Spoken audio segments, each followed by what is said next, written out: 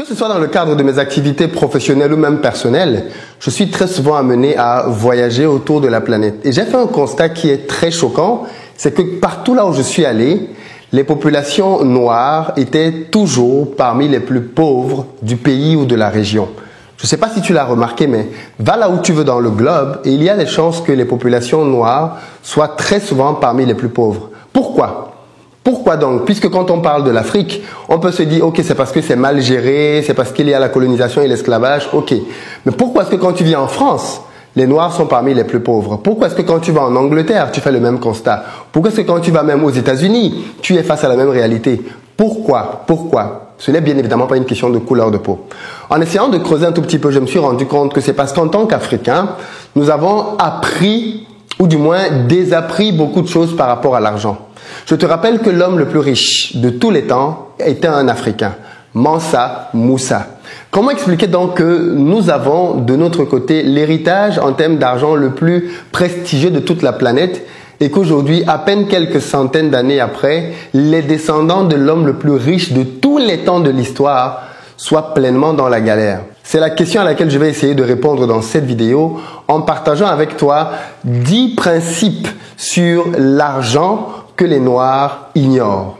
Ça ne veut pas dire que tous les Noirs individuellement ne connaissent aucun de ces principes-là. Pas du tout. Tu reconnaîtras peut-être quelques-uns de ces principes-là d'ailleurs. Mais ça veut dire qu'à une échelle massive, à une échelle de pays, de continent ou de région, ces notions, parfois basiques, sont totalement inconnu. Et tu peux le vérifier facilement quand tu regardes comment les gens se comportent dans leur vie quotidienne. Donc, dans cette vidéo, mon intention est de partager avec toi donc 10 principes. Reste jusqu'à la fin parce que je pense que cette vidéo peut faire un réel changement dans nos communautés noires notamment si elle est massivement partagée.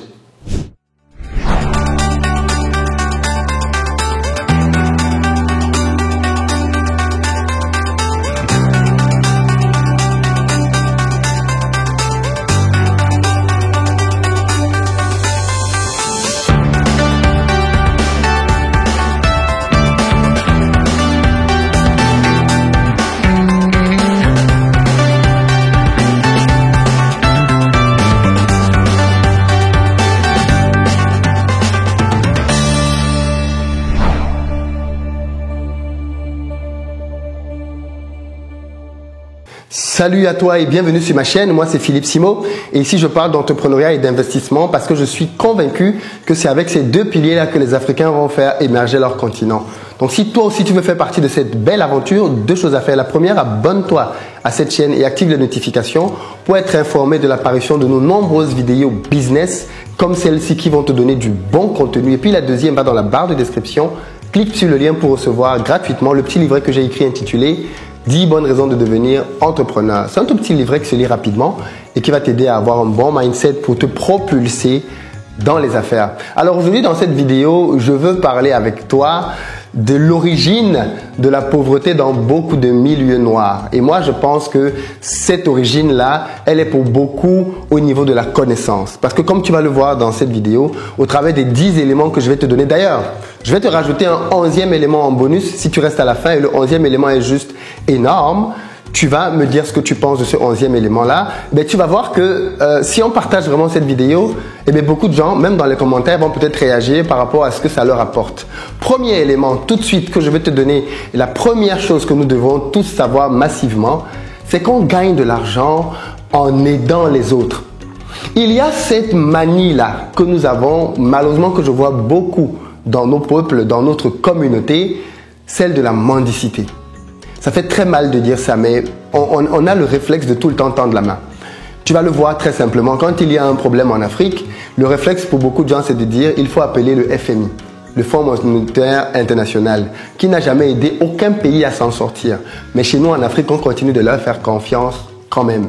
Il y a le réflexe chez l'homme noir de tout le temps tendre la main en espérant que le salut lui vienne de quelqu'un d'autre. Voilà pourquoi tu vas toujours avoir cette fameuse phrase qui est collée à nos bouches. Aide-nous, aide-nous, aide-nous. On est tout le temps avec la notion de les autres doivent nous aider à avoir de l'argent. Et donc, en fait, le moyen d'avoir de l'argent, eh bien, c'est tendre la main. C'est tendre la main pour que cet argent-là vienne de quelqu'un d'autre. C'est une erreur fondamentale.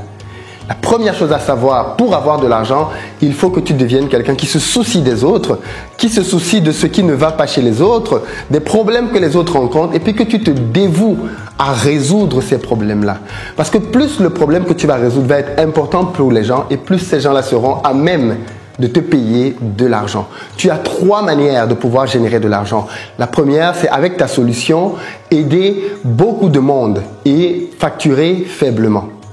La deuxième, c'est de pouvoir aider peu de personnes et facturer chèrement. Ou alors la troisième, qui est le must, c'est fabriquer un produit ou un service qui va aider le maximum de personnes et le vendre chèrement. Nos amis d'Apple sont champions là-dedans. Mais en dehors de ça, nous devons oublier toute autre manière de gagner de l'argent. Or, le problème, c'est que partout où je vais, partout où je regarde, que ce soit dans les îles, que ce soit dans les Antilles françaises, anglaises, il y a cette mentalité, malheureusement, de tendre la main et d'attendre que ça vienne de quelqu'un d'autre.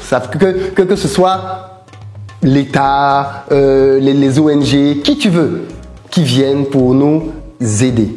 Et ça, bien évidemment, c'est une mentalité qui est anti-richesse à un point très important. La deuxième chose, si on veut s'en sortir clairement dans nos communautés, c'est qu'il faut qu'on apprenne l'importance de l'argent. Il n'y a quasiment que chez les Noirs que j'entends les gens mépriser l'argent. Que j'entends les gens dire « Oh mais tu aimes trop l'argent, oui mais à quoi ça sert même l'argent, vous ramenez tout le temps tout à l'argent ». Et généralement ceux qui disent ça n'en ont pas. C'est quand même bizarre. C'est-à-dire, nous sommes, je pense, l'une des rares, peut-être la seule, enfin pas la seule, il y en a certainement d'autres, mais l'une des rares communautés au monde à avoir complètement négligé l'importance de l'argent dans le monde dans lequel nous vivons. L'argent est fondamental, les amis. On a besoin de l'argent quand tu nais, quand tu viens au monde, à l'hôpital on paie. On a besoin de l'argent à toutes les occasions importantes de ta vie. On a besoin de l'argent pour t'envoyer à l'école, pour t'envoyer à la fac. On a besoin de l'argent pour acheter des vêtements, pour acheter à manger. On a besoin de l'argent pour que tu te maries. On a même besoin de l'argent pour t'enterrer. L'argent est partout autour de nous. Il nous entoure dans tout ce que nous faisons. Et il y a encore des gens qui pensent que l'argent, c'est pas important. Mais bien sûr que c'est super important. Et ça, malheureusement, dans l'éducation que nous avons en tant que Noirs, on est très souvent dans des éducations dans lesquelles l'argent est tabou. Très peu de parents africains parlent de ce qu'ils gagnent de leur salaire à la maison. Parfois même leur propre épouse ou époux ne savent pas combien ils gagnent. L'argent, c'est un tabou chez les Noirs, malheureusement. Que tu sois dans la diaspora ou en Afrique, les parents africains cachent tout ce qui a trait à l'argent. Et donc, c'est un peu comme quelque chose de mystifié. On n'en parle pas et pourtant, dans le quotidien, c'est quelque chose qui nous impacte au plus haut point. Et ça, clairement, je pense que si on veut aller plus loin, il faut que l'on démystifie ce sujet-là, que l'argent ne soit plus un sujet tabou, et puis qu'on puisse en parler comme on parlerait d'un match de foot, et que l'on puisse s'éduquer, et que l'on puisse enseigner aux enfants les principes de l'argent, de l'importance du volet économique. Beaucoup de mes frères et sœurs qui suivent cette chaîne sont engagés à enseigner aux Africains beaucoup de choses sur leur histoire. C'est important d'apprendre l'histoire, sur le kémitisme et tout ce que tu veux. Mais les amis, je vais peut-être vous choquer en disant ça, au demeurant, s'il n'y a pas d'argent derrière, on n'ira nulle part. On peut apprendre toute notre histoire, ça ne nous enrichira pas. On peut apprendre tous nos patrimoines, tout ce que tu veux. Ça ne nous enrichira pas. Et puis je vais peut-être encore choquer certains ici qui aiment bien souvent mettre en étendard Mansa Moussa. On a l'homme le plus riche de tous les temps, c'est un noir, c'est vrai. Mais c'était peut-être aussi quelque part l'un des hommes les moins prévenants de toute l'histoire aussi. Parce que comment tu expliques qu'un homme qui était aussi riche en si peu de temps, toute sa fortune soit dilapidée? À qui il l'a transmise? Qui est-ce qu'il a formé? Il est allé faire le malin un peu dans le monde entier en distribuant des lingots d'or un peu partout. Est-ce que c'est une attitude que l'on doit avoir? Il y a des choses aussi qu'on doit pouvoir regarder dans notre histoire et avoir le courage de se dire la vérité. Mansa Moussa, il était véritablement extrêmement riche, mais il a déconné à plein d'endroits. Et ça, bien évidemment, si on n'a pas le courage de se dire ça, on va continuer de se glorifier avec quelque chose dont on devrait en réalité avoir honte. Parce que si aujourd'hui je bâtis un patrimoine qui est conséquent de plusieurs milliards, par exemple, d'euros, et que demain mes enfants, mes petits-enfants sont dans la galère, mais quelle stupidité! C'est pas possible d'imaginer ça. Et pourtant, c'est ce que nous faisons en Afrique. Nous sommes là à nous glorifier d'une époque très lointaine dans laquelle nous avons été très riches. Et aujourd'hui, dans les faits, nous ne le sommes plus et nous ne comprenons pas, nous ne voulons pas prendre le temps d'analyser méticuleusement pour comprendre. Mais qu'est-ce qui nous est arrivé? Pourquoi nous avons perdu notre position de leader dans le monde? Et puis surtout, comment on fait pour revenir dans le game? Mais ça, ces sujets-là, non, ce sont des sujets tabous, il ne faut pas en parler, X, Y, Z, mais bon, tu le sais bien. Moi, je ne suis pas ici pour me faire des amis, je dis ce que je pense, et puis si tu n'es pas content, tu l'écris dans les commentaires, poliment bien sûr, argument contre argument, et on peut se parler, il n'y a aucun problème avec ça. troisième élément sur lequel je pense que nous devons davantage éduquer nos populations par rapport à l'argent, c'est sur des notions basiques comme la différence entre, comment j'appelle ça, un actif et un passif. Beaucoup de gens ne savent pas, beaucoup de gens ne comprennent pas que dans la vie, il y a une grosse différence entre ce qui te rapporte de l'argent et ce qui te coûte de l'argent. Tu vois ce que je veux dire? Un actif, c'est quelque chose qui te rapporte de l'argent. Un passif, c'est quelque chose qui te coûte de l'argent. Donc, acheter une maison, dans bien des cas, qu'est-ce que c'est? C'est un passif. Oui, parce que la maison, ça te coûte de l'argent. En revanche, acheter un appartement pour le mettre en location, c'est quoi? C'est un actif. Des petites différences comme celle-là, mais les gens ne les font pas. Voilà pourquoi en Afrique, tu as les gens qui ont l'obsession absolue de construire. L'obsession absolue d'être propriétaire. Ok, mais tu vas travailler toute ta vie pour construire une maison, alors que la moitié de ces efforts-là, tu aurais construit un appartement, tu l'aurais mis en location, tu te serais clairement, tu serais passé à un autre domaine, à un autre niveau financier. Mais même des notions basiques comme actif, passif, on ne les comprend pas. On ne comprend pas qu'acheter une voiture, c'est bien souvent un passif, bien souvent. Il y a des stratégies pour pouvoir atténuer ça, je t'en parlerai dans d'autres vidéos, mais une voiture, bien souvent, c'est un passif. Je sais pas moi, tous les ustensiles, j'ai dit les ustensiles, tous les outils de beauté, de vêtements, de bling bling, tout ce sont des passifs. Il faut le savoir. Je ne dis pas qu'il ne faut pas les acheter, mais il faut le savoir et donc faire que ça rentre dans une stratégie globale. Mais cette notion basique-là, nous ne les connaissons pas malheureusement. La quatrième chose que je veux te communiquer par rapport à l'intelligence financière, c'est qu'il faut apprendre aux gens comment gérer l'argent. Beaucoup de gens ont gagné énormément d'argent dans leur vie. Et ça, je vois ça beaucoup dans nos familles africaines. Les gens qui étaient très riches hier et qui sont très pauvres aujourd'hui. Beaucoup de gens. Qu'est-ce qui s'est passé? Absence totale de la compréhension de la gestion des finances. Les gens sont très souvent ignorants des principes les plus basiques de l'épargne et de l'investissement. Voilà pourquoi quelqu'un va se battre toute sa vie pour essayer de gagner de l'argent, mais avec une seule manière possible, le salaire. Les gens ne comprennent pas qu'il y a d'autres manières plus accessibles et beaucoup plus puissantes même que le salaire qui permettent de pouvoir créer des effets de levier. Ce genre de choses sont inconnues de nos populations et de notre communauté. C'est ça qui fait que nous sommes très souvent en train de consommer plutôt que de produire de la richesse. Il faut consommer, tout le monde consomme à un niveau ou à un autre, mais il faut aussi produire et davantage produire que tu ne consommes. C'est ça l'équation pour s'enrichir. Et ça, bien évidemment, de manière communautaire. Pas juste individuellement, parce que tu as toujours des individus qui, à leur niveau, ont compris ces choses et les appliquent, mais de manière collective. On est très très très loin du compte. La cinquième chose, c'est qu'il faut pouvoir apprendre justement à nos populations les différents moyens de gagner de l'argent. C'est-à-dire que pour beaucoup de gens, comme je disais dans le point précédent, il n'y a qu'un moyen de gagner de l'argent, c'est le salaire. Et donc du coup, tu vas voir que toutes les familles, beaucoup de familles en Afrique en tout cas, adulent le diplôme. Moi, je connais par exemple le cas d'une amie, et peut-être que tu connais des gens comme ça, si ce n'est pas ton propre cas, une fille dont les parents ont refusé qu'elle se marie pendant des années avec un gars parce que le gars n'avait pas fait des études supérieures. Le gars n'avait pas de diplôme. Leur fille, il avait envoyé en Europe faire les plus belles écoles. Elle a fait des écoles prestigieuses en France. Elle a commencé à travailler dans des gros cabinets ici. Mais les parents n'entendaient pas du tout ça. Pourquoi? Mais le gars, il n'a pas de diplôme. Voilà comment nos parents raisonnent. Voilà comment nous aussi, à certains niveaux, nous raisonnons. Nous pensons que le seul moyen de gagner de l'argent, c'est un salaire. Et donc, pour pouvoir avoir ce salaire-là, il te faut un diplôme. Erreur fondamentale. Faux, faux, faux. Tellement de milliardaires en Afrique n'ont aucun diplôme. Et pourtant, nous pouvons le voir de manière consistante quand même. L'Afrique est le continent où tu as le plus d'illettrés, entre guillemets, analphabètes, qui sont milliardaires. Comment tu expliques ça? C'est bien la preuve qu'il n'y a pas de lien direct entre études et enrichissement. Mais malheureusement, nos populations sont encore dans cette erreur-là. Et on peut agir bien évidemment pour que ce point-là aussi change. Le sixième point que je veux partager avec toi et que l'on devrait davantage partager aussi, c'est amener les gens à développer des habitudes de succès. Parce qu'en réalité, pour pouvoir réussir dans la vie, il faut que tu puisses développer certaines habitudes. C'est un peu comme la prise de poids. La prise de poids, ce n'est pas quelque chose qui se... Tu ne te lèves pas un matin et bim, oh, je suis obèse. Non, non, non, non, non, non, non. C'est quelque chose de progressif. Et pourquoi? Parce que c'est l'implémentation de beaucoup de mauvaises habitudes quotidiennes au niveau de ton alimentation, au niveau de ta motricité, de ta mobilité, qui ont entraîné que petit à petit, tu as mis dans ton organisme un terrain fertile pour la prise du poids. Et bien, c'est la même chose avec l'argent en réalité. L'enrichissement, c'est quelque chose qui se fait avec l'implémentation dans nos vies d'habitudes, les habitudes de succès. Quand tu as mis dans ta vie les habitudes de succès, eh bien, tu sais, tu as à peu près tout ce dont tu as besoin en réalité. C'est la clé pour tout, les habitudes de succès. Donc, une fois que tu connais les bonnes habitudes et que tu les implémentes dans ta vie, eh bien, au fil du temps, tes résultats financiers vont aller toujours en s'améliorant. La 7e chose que tu peux faire par rapport à cela, c'est le fait de sortir de la mentalité d'attendre quelque chose de quelqu'un. Personne ne te doit rien.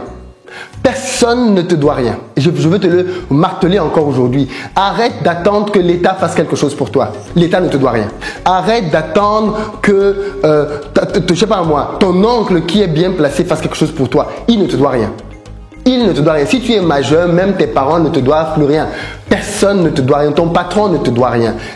La société ne te doit rien. Personne ne te doit rien. Tu te dois à toi-même de pouvoir réussir. Tu as 2 pieds, 2 mains, tu es valide, je te le souhaite en tout cas, et c'est le cas de la majorité des personnes, et bien tu as tout ce qu'il te faut, d'accord, pour pouvoir te prendre en charge et réussir dans la vie. Et d'ailleurs, des gens même qui avaient des handicaps sont parvenus à s'en sortir. Donc, tu n'as aucune excuse. Sors de ta tête la mentalité de il faut que ça vienne de, il faut que le gouvernement, il faut... Non, non, non, non, non. Ça, c'est une mentalité de pauvreté. Sors de là. Sors-moi ce genre d'idée de ta tête. Personne ne te doit rien. Tu te dois à toi-même ta réussite ou tes échecs. Mets-toi ça plutôt dans la tête et travaille dans ce sens-là. La 8e chose que je pense que l'on devrait communiquer massivement à nos populations, c'est développer des capacités de leadership. On a très peu de leaders dans notre continent alors que notre continent est celui qui en a le plus besoin. On a des populations très jeunes, mais regarde bien le gap entre nos dirigeants et les populations. Énorme. On a besoin d'une jeunesse qui se lève pour prendre ses responsabilités, pas pour accuser. Parce que ce que j'ai constaté aussi dans mon milieu, c'est que nous sommes champions pour être des activistes sur les réseaux sociaux. Alors que dans activiste, il y a action. Action. L'action, c'est pas aller commenter. Non, l'action, c'est prendre tes bottes, prends ton argent, prends ton corps et vas-y sur le terrain. Lance un projet. Fais quelque chose. Commence à avoir des résultats. Et alors seulement, tu pourras parler. Parce que si tu es juste sur les réseaux à critiquer, que ce soit ton gouvernement, ta famille, ton conjoint, la vie même, eh bien déjà rien ne va changer. Ça n'agit sur rien du tout. Aucun président en Afrique ne démissionne parce que tu as mis un poste, hein, aucun. Donc ça ne va rien changer du tout. En revanche, prendre tes 2 pieds, aller en Afrique ou même, je ne sais pas là où tu veux agir, dans les îles, lancer un business, faire que ça marche et à partir de là, tu peux parler. Tu peux dire aux autres, ok, je suis venu. J'ai implémenté des choses et vous êtes ici et vous ne le faites pas. Là, tu as de la légitimité. Mais tant que tu ne fous rien, tes commentaires à 2 balles sur les réseaux sociaux, honnêtement, hein, ça ne fait rien changer. La seule personne que ça satisfait, c'est ton ego. Mais dans les faits, ça ne fait rien changer du tout. Du moins, ça ne fait rien avancer du tout. Or, en tant qu'Africain, on a besoin de leaders. On a besoin de davantage de jeunes hommes, de jeunes femmes, même de personnes peut-être un peu plus âgées qui sont dans l'action et qui démontrent aux autres que c'est possible. On peut y arriver et on a besoin d'avoir davantage d'exemples et de modèles de succès. Donc nous devons aussi bien évidemment partager cela. Reste jusqu'à la fin parce que je t'ai dit, le 11e point, c'est un bonus. Le 9e point que nous devons vraiment travailler dans nos populations, c'est apprendre à sortir de la génération micro-ondes. La génération micro-ondes, c'est une génération qui veut tout de suite et maintenant. C'est nous. C'est tout de suite, now. Now. On ne sait pas attendre. Or, si on veut bâtir quelque chose de grand, il faut que l'on apprenne à attendre. Il faut que l'on soit patient. Il faut que l'on soit persévérant parce qu'on va avoir des coups, parce qu'on va avoir des échecs, parce qu'on va avoir des pièges sur le chemin. Mais justement, si on veut réussir, parce qu'on a une vraie vision derrière, il faut qu'au-delà de tous ces obstacles que je viens de te citer, eh bien, que l'on soit quand même debout, stable, solide, déterminé à avancer. C'est la seule solution, cher ami.